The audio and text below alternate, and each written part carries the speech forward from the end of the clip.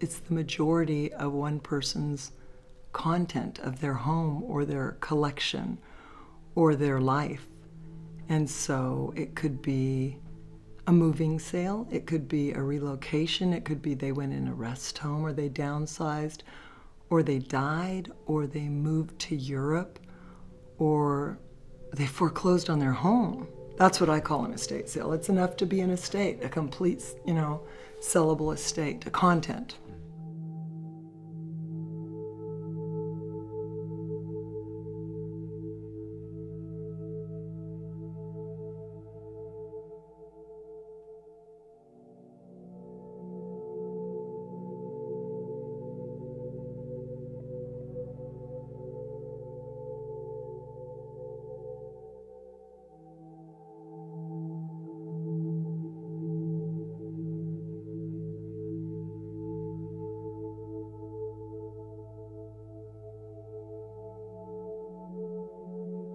And we don't let any of that stuff get by us.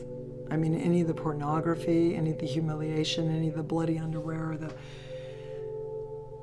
bad diaries, or the mean letters from the kids, or the threats from the in-laws, we don't let any of that get past us. We make sure it's all,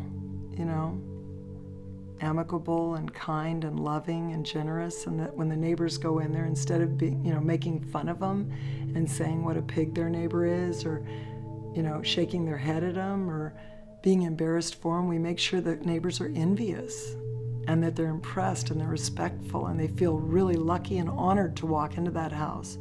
And by the time they leave the estate sale, if we've done our job right, they're envious that they didn't have that life of Alice or Rob or Bill or any of the people we've done this week. Those people walk in and they feel like this is how they must have lived, with all their stuff clean and everything cobwebbed and the windows shiny and flowers on the hearth. It's just beautiful, right?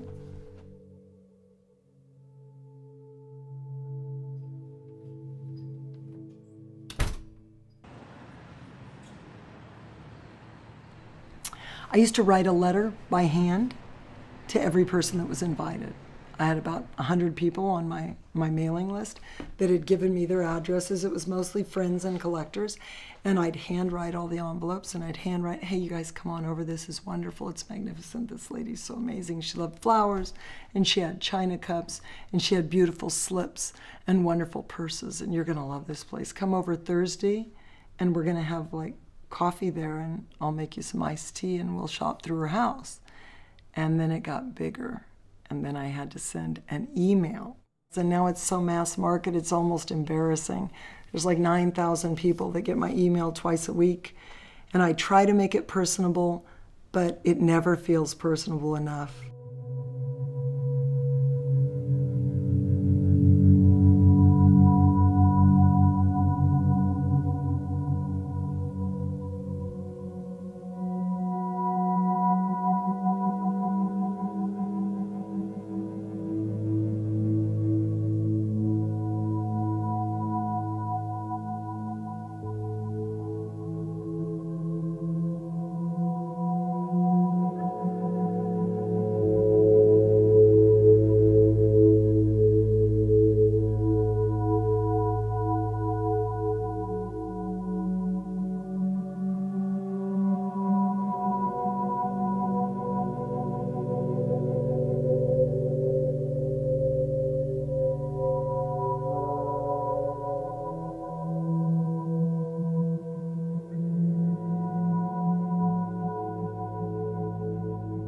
My clients that buy that stuff those are my friends. Those are people I know. I don't care what they do with the stuff I sell them. They may make a living with it, but I love those people. And I really have gotten to know them. Even the ones that are pricks, I know they're a prick and I kind of like them. They're kind of like a prick. That guy's a jerk, but you still like him because there's something good about every person you meet, right? But you know that he's just difficult to get along with. He's just cantankerous. He's kind of unfair. He's always trying to cheat you. But his mom's sick and he's got a boil on his leg, because he tells you that, right? He tells you what's going on in his life. But he's not one of your fairest clients, but he's still a human being and you still get him, right?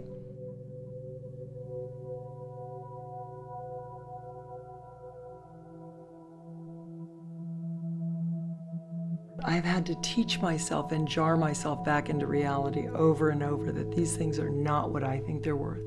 And they're not what you think they're worth if it's your mom. And they're not what the woman who passed thought they were worth. They're just what they're worth to the person who wants to buy a black blouse or a suit or a bracelet or a cup or a saucer. That's all they're worth. Oh, I could make 10 times more money than I make. I could make so much money. I could just be so greedy and make so much money. I don't see the point. What is the point? These people come up to you and they're like, I really like this microphone and I could use this. I would really love to have this microphone, but I only have $7. And you can tell that they're not lying. They're telling you the truth. And you have $20 on it and nobody's wanted that microphone. Why would you not give it to that lady for $7? I mean, you don't want it and she needs it. So let's get it on. Let's just move this on. You know, this should be a really fun process. This should be like, you're making a living. I'm supporting my daughter by taking these things. And you know how much I love things. I love things. I have a great respect for things. But you're taking these things that this family or this person has no use for and they don't want. And more than that, they need it removed. They need it gone. People have paid me to empty houses where they didn't want anybody in it. They just paid me to empty them. So then you're taking these people that you've coddled and loved and cared for and given donuts to for years and given coffee to and listened to stories about their grandkids and watched them grow old and seen them have strokes and seen them graduate to walkers and watched their wife die, right, over the years. And they want to give you $2 for it. Great. Take it from this guy who doesn't want it, give it to this guy who can use it, and have a good day. You know, it doesn't need to be more than that.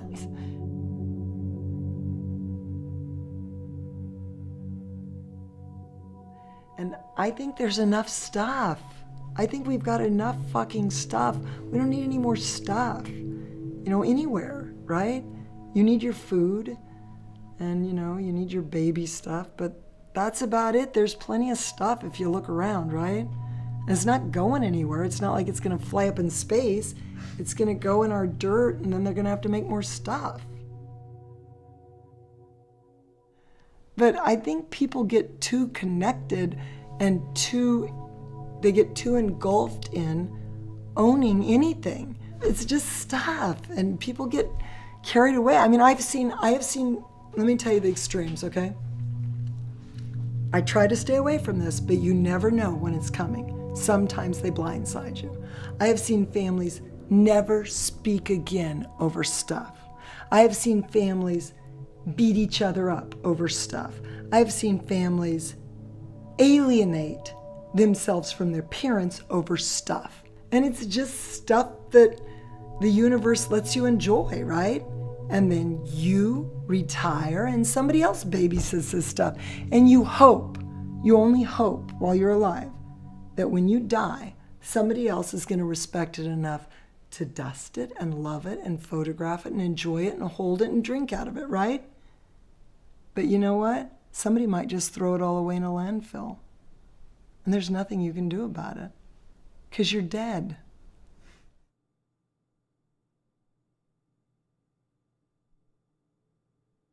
Do you want an estate sale when you pass? That's a funny question. Yeah. Do you want it to be 4 estate sales or do you want it to be I would love it. That's a great question. That's such a good question.